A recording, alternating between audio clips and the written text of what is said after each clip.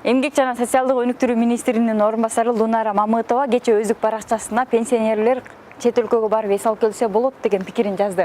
Мындан улам Кыргызстанда канча пенсионер бар жана алардын жалпы суммасы канча экенин биз билип көрдүк.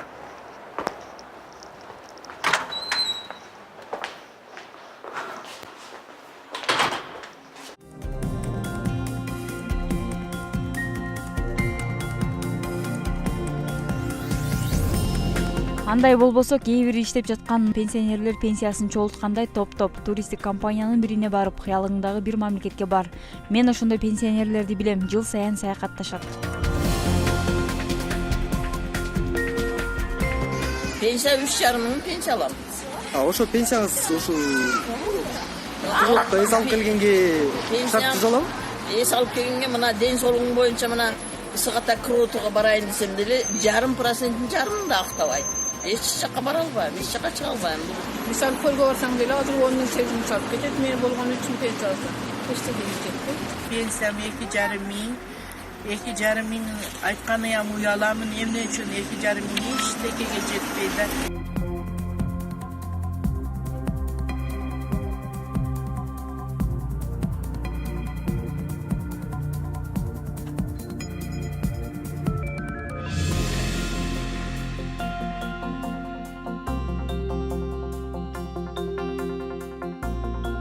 Пенсионерлердин ошо жалпы саны 648 миңди түзөт республика боюнча. Анын ичинде иштеген пенсионерлер да бар. Пенсиянын орточо өлчөмү азыркы учурда 5297 сомду түзөт.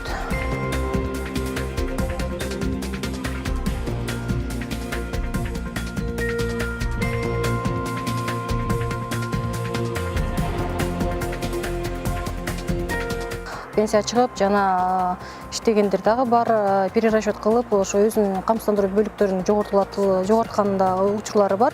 Анын саны республика боюнча 49 миңден тегерээк түзөт. Анын ичинде дагы ошо аскер кызматында иштеген пенсионерлердин эмеси дагы бар, саны дагы бар.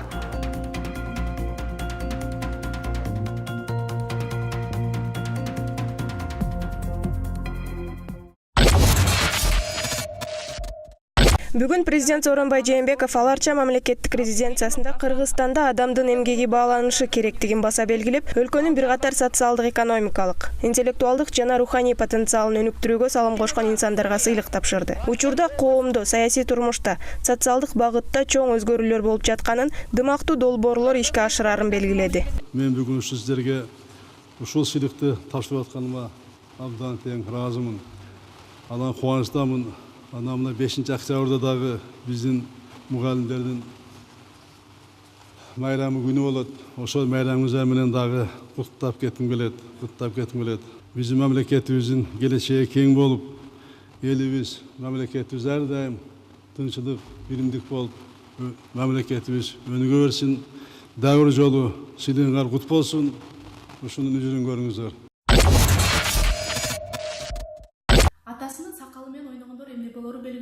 Президент Сооронбай Жээнбековдун сүрөттөрүнө келекелеген сөз жазып, Facebook баракчасына жарыялаган жаран башкы прокуратурага сурак берүү үчүн чакыртылды. Бирок бул сүрөттөрдү президент Сооронбай Жээнбеков тамаша иретинде кабыл алган.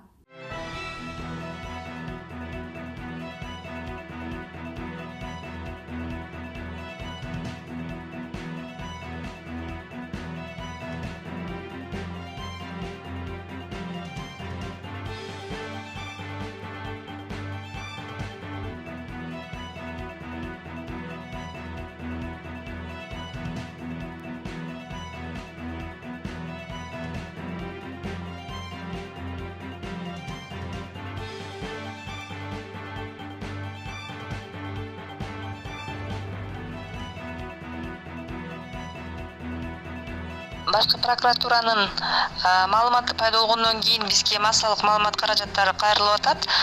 Биз айта кетчү нерсе, карикатуранын авторуна дагы, ал сүрөттөрдүн өзүнө дагы Кыргыз Республикасынын президентинин аппаратынын эч кандай дооматы жок.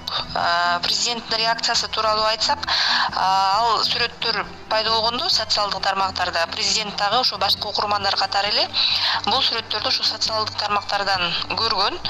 Алгачкы реакциясы ошо эл катары бул карикатура, бул сүрөттөр президенттин дагы күлкүсүн жараткан, эл катары баягы жылмаюу менен кабыл алган болчу. Ошол бойдон ал сүрөттөр, ал эмгектер унутулуп калган, бул жайында болгон иш эмес беле. Анан кече жакында башкы прокуратуранын маалыматы пайда болду. Болбосо бул сүрөттөр эстен чыгып калган эле. Ачыгын айтсак, ошо башкы прокуратуранын маалыматы Кыргыз Республикасынын президенттин аппараты үчүн мындай күтүлбөгөн, мындай жагымсыз маалымат болду десек болот.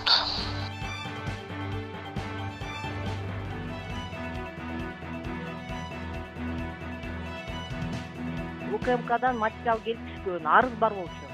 Арызды карап туруп, ошонун жыйынтыгында сотко бере турган негиз жок деп туруп, аны кайра УКМКга материалдарды кайра жөнөтүлдү прокуратура тарабынан.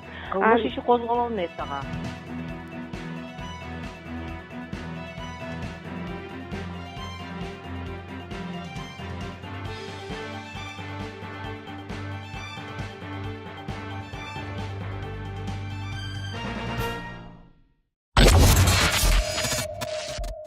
Эмгек жана социалдык өнүгүү министринин орун басары Лунара Мамытова башкы прокуратурага суракка чакырылып, ал жакта 4 сааттай жүргөнүн Facebook баракчасында түз эфир учурунда айткан.